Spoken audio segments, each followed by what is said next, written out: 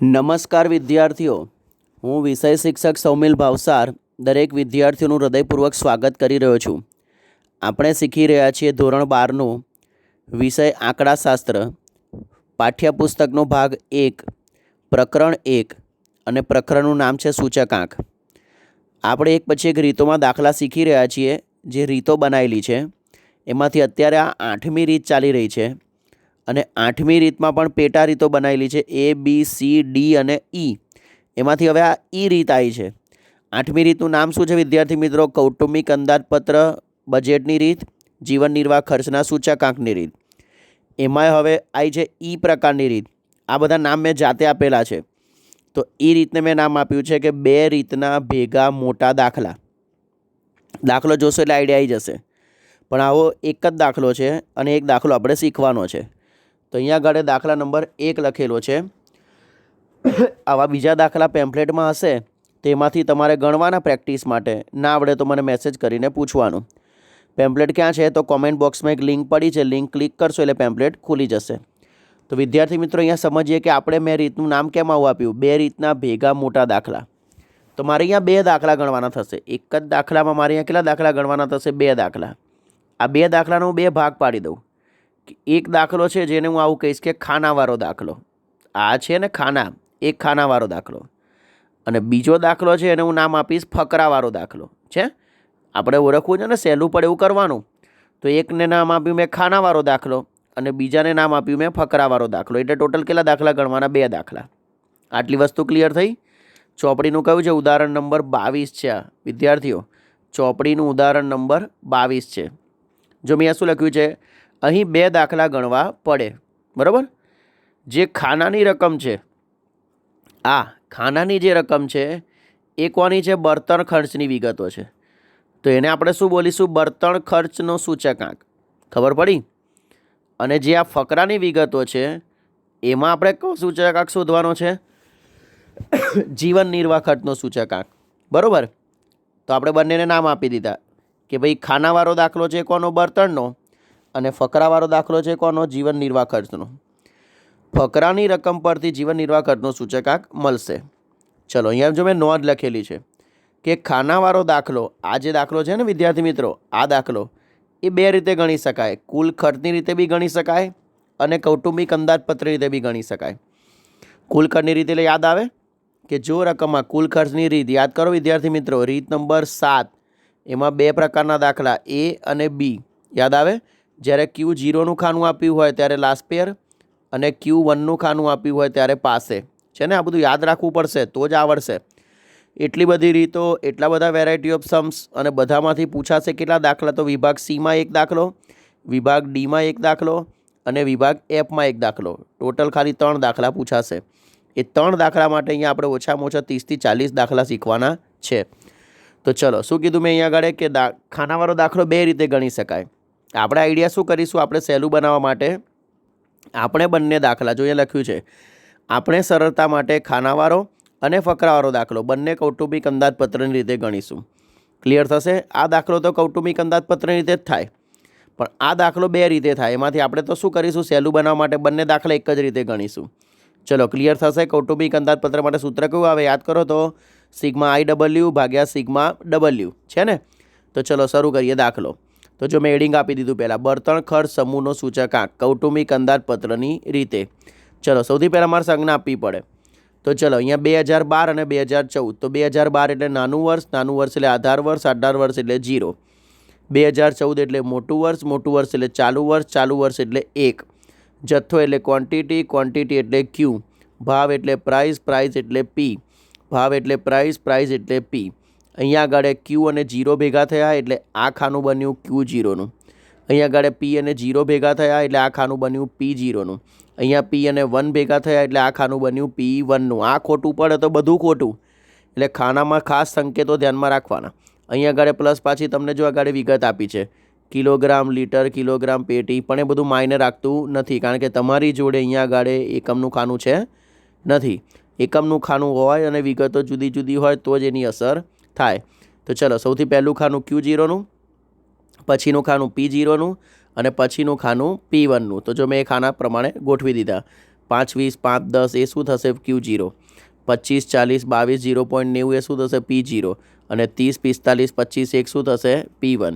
ચલો હવે મારે ગણવો છે IWના સૂત્રનો દાખલો। મારી જોડે દાખલામાં I બી નથી કે W બી નથી, એટલે આ કયો દાખલો થયો ખબર છે? રીત નંબર 8C નો દાખલો થયો।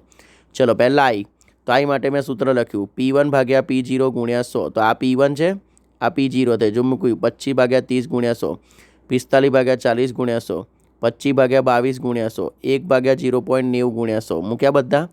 ચલો હવે એના જવાબ લાવીએ। તો ચલો પહેલાંનો જવાબ 120, 45 ગુણ્યા 100 ભાગ્યા 40 112.5, 25 ગુણ્યા 100 ભાગ્યા 22 113.64, 1 ગુણ્યા 100 ભાગ્યા 0.90 111.11।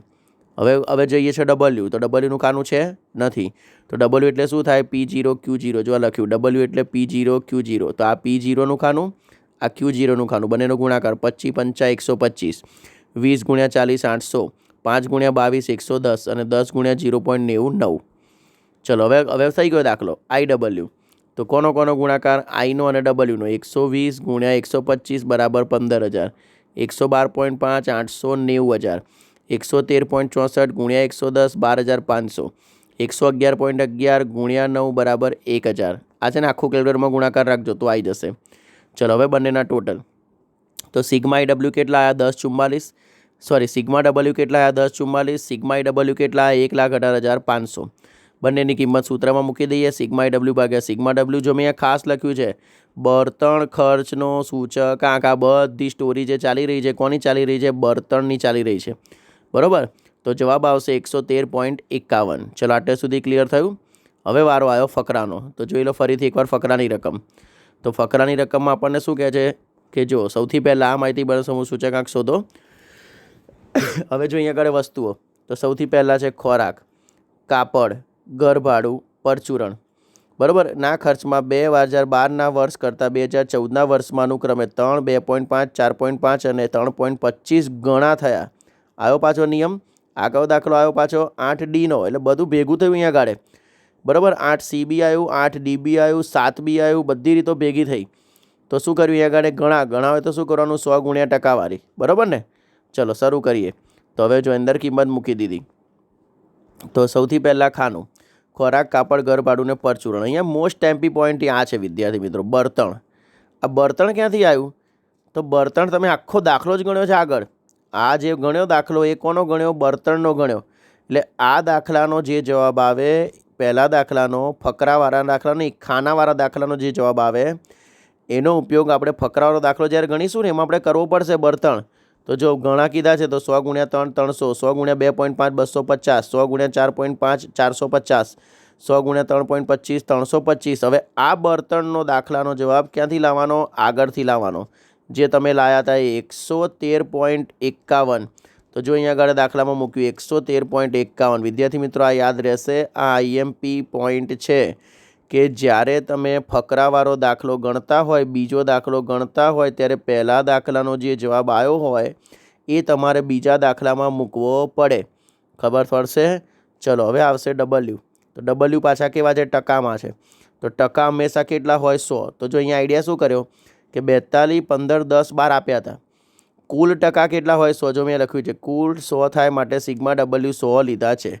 તો હવે આ 100માંથી હું આ 4 બાદ કરું એટલે મને આ ચોરસમાં મળી જશે બાકીના 21। તો ટૂંકમાં આ આખી વિગત તમે જાતે લીધી, દાખલામાં આપેલી નથી, બરાબર ને। અને આ મૂક્યા વગર દાખલો ગણો તો તમારા અડધા જ માર્ક આવે, કારણ કે બીજો દાખલો તમારો આખો ખોટો પડે। તો ટૂંકમાં ખોરાક, કાપડ, ઘર ભાડું, પરચુરણ હતું। બળતણ માટે આપણને શું કર્યું? તે લોકોએ ખાનું આપ્યું હતું, તો ખાનાનો ઉપયોગ કરીને આપણે બળતણનો સૂચકાંક શોધ્યો અને પછી એનો ઉપયોગ તમે આ દાખલામાં કર્યો। બસ હવે કોઈ તકલીફ છે નહીં। તો IWનું, Wનો આધારે IW બનશે, એનું ટોટલ આવશે કેટલું? 27,133.71। આ બધા ગુણાકાર 300 ગુણ્યા 42 12,600, 450 ગુણ્યા 10 4500, 113.51 ગુણ્યા 21 2383.71 એમ ખરા બધા। અને હવે સૂત્ર મૂકીએ સિગ્મા IW ભાગ્યા સિગ્મા W, તો 27,133.71 ભાગ્યા 100 એટલે જવાબ આવશે 271.34। થયો ને બીજો દાખલો। હજી પાછું અર્થઘટન પૂછ્યું છે, શું કરવાનું? અર્થઘટન તો મેં મસ્ત શીખવાડ્યું છે કે અર્થઘટન પૂછાય, કંઈ બી પૂછાય, વધારો ઘટાડો પૂછાય તો જે જવાબ આવ્યો એમાંથી આધાર વર્ષનો સૂચકાંક 100 શું કરી દેવાનો? બાદ। તો 271.34માંથી 100 બાદ કરીએ તો 171.34%નો શું થયો? વધારો. બોલો, આવડશે વિદ્યાર્થીઓ? આ શીખ્યા આપણે રીત નંબર 8. બહુ જ બધી રીતો બનાવી છે, ટોટલ 10 રીતો છે, એમાંય પાછી પેટા રીતો છે. એટલે ખાસ એક એક રીતનો દાખલો જોવાનો વિડીયોમાં, ચોપડામાં લખવાનો અને એવા ને એવા જ બીજા દાખલા પેમ્પલેટમાંથી ગણવાના, એટલે આવડી જ જશે. અને ફરી બોલું છું, ના આવડે તો હું બેઠો છું, ચિંતા કરવાની નહીં. મેસેજ કરવાનો, શક્ય ત્યાં સુધી જવાબ આપવાનો પ્રયત્ન કરીશ. તો આ સાથે હું દરેક વિદ્યાર્થી અને વાલીઓનો મારી પર વિશ્વાસ મૂકવા બદલ હૃદયપૂર્વક આભાર વ્યક્ત કરું છું. કોઈ પણ શંકા મૂંઝવણ રાખતા નહીં, સરસ મહેનત કરજો અને સારામાં સારા માર્ક સાથે પાસ થઈ જજો. તો દરેક વિદ્યાર્થીઓને વિષય શિક્ષક સૌમિલ ભાવસાર હૃદયપૂર્વક આભાર વ્યક્ત કરું છું. આ રીત નંબર 8નો એક દાખલો અને એનો 8E નો, ફરી બોલું છું, રીત નંબર 8E નો એક દાખલો અને એનો એક વિડીયો, એટલે આ દાખલો અહીંયા પૂર્ણ થાય છે. હવે આગળના વિડીયોમાં આપણે રીત નંબર 9 શીખીશું. ચલો, થેન્ક યુ સો મચ વિદ્યાર્થીઓ, ખૂબ ખૂબ આભાર.